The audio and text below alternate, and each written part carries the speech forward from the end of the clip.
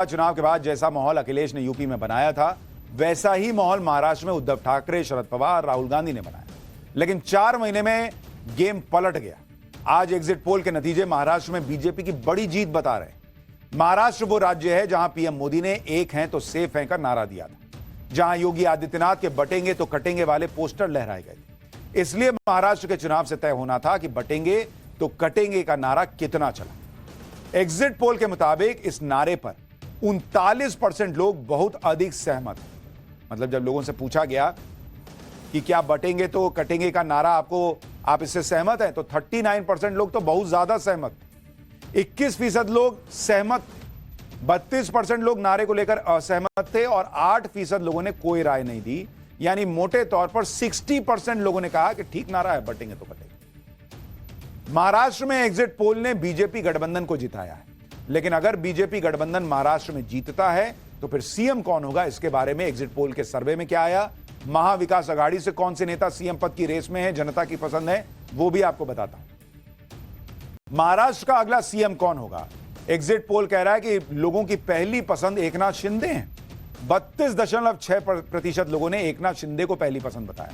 उद्धव ठाकरे 22% पे थे, देवेंद्र फडणवीस 18.7%, नाना पटोले 7% के करीब, अजीत पवार 4%, पृथ्वीराज चव्हाण 3%, सुप्रिया सुले करीब 2.5% और कोई अन्य बन जाए, कोई दूसरा बन जाए, वो 9-10% के आसपास। अब आपको यह भी दिखाता हूं कि एग्जिट पोल में महाराष्ट्र के किस रीजन में किस पार्टी को बढ़त। उत्तर महाराष्ट्र में कुल 35 विधानसभा सीटें, जिनमें से 22 पर बीजेपी गठबंधन को जीत मिलती दिख रही है। कांग्रेस गठबंधन को इस रीजन में 12 सीटें मिलने का अनुमान है। इसी तरह विदर्भ रीजन में 62 विधानसभा सीटें आती हैं, जिनमें बीजेपी गठबंधन को 32, कांग्रेस गठबंधन को 26 सीटें मिलने का अनुमान है। मराठवाड़ा रीजन की बात करें तो इस इलाके में 46 सीट है। इस इलाके में कांग्रेस गठबंधन को बढ़त मिलती दिख रही है। बीजेपी गठबंधन मराठवाड़ा में 19 सीटें पा रहा है, जबकि कांग्रेस गठबंधन 25 सीटें मिलने का अनुमान है। पश्चिम महाराष्ट्र, जो शरद पवार का गढ़ है, वहां कांटे की टक्कर है। इस रीजन में 70 सीटें हैं। एग्जिट पोल में इस रीजन की 37 सीटें बीजेपी गठबंधन को मिलने का अनुमान है, जबकि कांग्रेस गठबंधन को 31। महाराष्ट्र चुनाव में मुंबई रीजन पर पूरे देश की नजर है। मुंबई में विधानसभा की कुल 36 सीटें हैं। अगर एग्जिट पोल के मुताबिक नतीजे आए तो मुंबई की 36 में से 18 सीटें बीजेपी गठबंधन के पास जा सकती हैं, 17 कांग्रेस गठबंधन के पास, एक अन्य के खाते। वहीं ठाणे कोंकण रीजन, जो शिंदे गुट का इलाका है, मोदी योगी का जादू वहां भी चलता नजर आया है। एग्जिट पोल इस रीजन में 39 विधानसभा सीटें हैं, जिनमें बीजेपी गठबंधन को 25 सीटें मिलने का अनुमान है, जबकि कांग्रेस गठबंधन को 11 और अन्य के खाते में 3। हमने आपको एग्जिट पोल और उसका विश्लेषण दिखाया। अब आपको हमारे रिपोर्टर्स का एग्जिट पोल भी दिखाता हूं। टाइम्स नाउ नवभारत के रिपोर्टर्स ने दोनों राज्यों के विधानसभा चुनाव और यूपी के उपचुनाव की लगातार कवरेज की। आज मतदान वाले दिन भी हमारे रिपोर्टर्स दिन भर वोटिंग पैटर्न देखते रहे, लोगों का मिजाज समझने की कोशिश करते रहे। ग्राउंड पर मौजूद रिपोर्टर जब लोगों से मिलता है तो उसको बहुत कुछ पता चलता है। ग्राउंड पर मौजूद हमारे रिपोर्टर्स ने क्या देखा, उनको लोगों से बात करने के बाद क्या लग रहा है, कौन जीतेगा कौन हारेगा। यूपी की कुंदरकी सीट पर आज दिन भर हमारे सहयोगी गौरव श्रीवास्तव थे। उन्होंने मतदाताओं से बात की, वोट डालकर आए लोगों से बात की। कुंदरकी सीट पर किसको जीत मिल सकती है, हमारे सहयोगी गौरव श्रीवास्तव का एग्जिट पोल देखिए। मैं गौरव श्रीवास्तव और आज मैंने पूरे दिन उत्तर प्रदेश के मुरादाबाद की कुंदरकी विधानसभा सीट पर हो रहे उपचुनाव की रिपोर्टिंग की। ये सीट वैसे तो 30 साल से सपा का गढ़ रही है।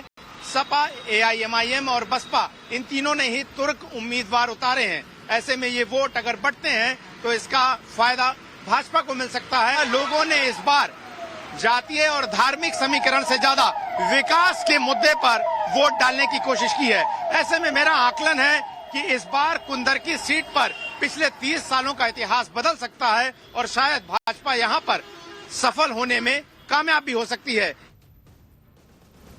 यानी कुंदरकी में उलटफेर हो सकता है। ग्राउंड पर चीजें देखने के बाद गौरव को ऐसा लग रहा है। इसी तरह से करहल विधानसभा सीट पर टाइम्स नाउ नवभारत के रिपोर्टर मनीष यादव मौजूद थे। चुनाव प्रचार से लेकर मतदान तक मनीष यादव ने ग्राउंड पर उतरकर चीजों को समझा। मनीष यादव लगातार करहल विधानसभा के मतदाताओं से बात करते रहे। करहल में किसका पलड़ा भारी है, हमारे सहयोगी मनीष को जमीन पर चीजें देखने के बाद क्या लग रहा है, मनीष का एग्जिट पोल देखिए। मैंने आज सुबह से करहल का मतदान देखा। यहाँ पर समाजवादी पार्टी ने बढ़ती महंगाई, बेरोजगारी, खाद की किल्लत और बिजली दरों में इजाफे का मुद्दा उठाया।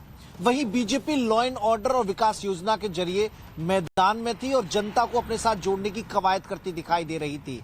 लेकिन यहाँ पर जनता समाजवादी पार्टी का गढ़ होने के नाते अखिलेश यादव उनकी समाजवादी पार्टी पर भरोसा करती दिखाई दे रही है और जो किसानों की समस्याएं हैं वो शायद इस चुनाव में प्रमुख मुद्दा रहा है, जिसके चलते समाजवादी पार्टी का उम्मीदवार यहाँ पर बाजी मारता दिखाई दे रहा है।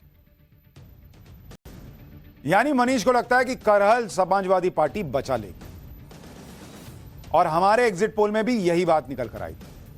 गाजियाबाद सीट पर हमारे सहयोगी मोहित भट्ट मौजूद थे। मोहित के मुताबिक गाजियाबाद में किस पार्टी को बढ़त मिल रही है, मोहित का एग्जिट पोल देखिए। गाजियाबाद की इस विधानसभा की बात करें तो ये ट्रेडिशनली भारतीय जनता पार्टी की एक सीट रही है, एक उनका महत्वपूर्ण और एक ठोस गढ़ रहा है। इसीलिए कहीं ना कहीं ग्राउंड पे हमको लगा कि भारतीय जनता पार्टी को एक तरह से एज है, लेकिन समाजवादी पार्टी के कार्यकर्ताओं में भी जोश था। और अगर पोलिंग बूथों की बात की जाए तो समाजवादी पार्टी के भी पोलिंग बूथों पे काफी भीड़ नजर आई। भारतीय जनता पार्टी का वहां पे पकड़ है, होल्ड है, गढ़ है।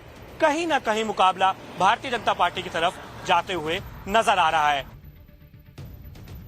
एग्जिट पोल में भी यही नतीजा दिख रहा था कि बीजेपी गाजियाबाद जीतेगी। हालांकि मोहित कह रहे हैं कि समाजवादी पार्टी के कार्यकर्ताओं में भी जोश दिख रहा था। महाराष्ट्र में क्या माहौल है, रिपोर्टर्स क्या सोच रहे हैं, अब आपको वो बताता हूं। हमारे सहयोगी राकेश ने महाराष्ट्र चुनाव पर अपना क्या आकलन दिखाया। राकेश का एग्जिट पोल महाराष्ट्र को लेकर क्या कह रहा है जमीन पर चीजें देखने के बाद, वो सुनिए। मैं इस वक्त मुंबई के चारकोप विधानसभा चुनाव क्षेत्र में हूं, जो उत्तर मुंबई लोकसभा चुनाव क्षेत्र की 6 सीटों में से एक विधानसभा सीट है। यहां पर मेरा अनुमान है कि इन 6 सीटों में से कम 5 सीटें महायुति और बीजेपी के खाते में जाएंगी, जबकि एक जो सीट है वो कांग्रेस के खाते में जा सकती है। वहीं दूसरी तरफ अगर मैं पूरे महाराष्ट्र की बात करूं तो मेरा ये अनुमान है कि तकरीबन 150 से 155 सीटें जो है वो महायुति को मिल सकती है और सरकार जो है वो महायुति बहुमत के साथ बना सकती है। वहीं दूसरी तरफ महाविकास आघाड़ी जो है वो 130 से 135 सीटों पर सिमट सकती है। महाराष्ट्र में हमारे एक और सहयोगी अतुल ने भी पूरा चुनाव कवर किया। जनता ने किसके नारे पर भरोसा किया है, अतुल का एग्जिट पोल क्या है, वो भी सुनिए।